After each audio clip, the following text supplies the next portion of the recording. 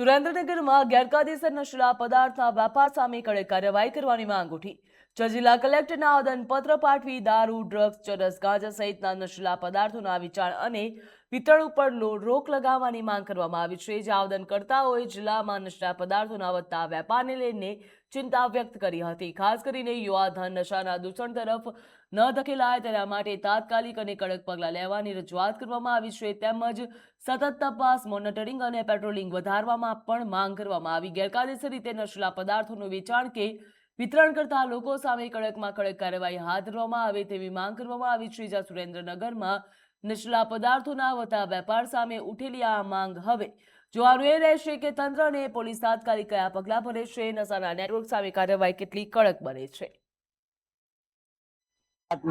લગભગ 13 પરિવારો જેના અપમૃત્યુ થયા છે, તેના પરિવાર આધાર વિહોણા બની ગયા છે અને 25 લગભગ લોકો હજી સુધી જે હોસ્પિટલમાં પથારીવશ છે એઓના પણ ભવિષ્ય ઉપર લટકતી તલવાર છે।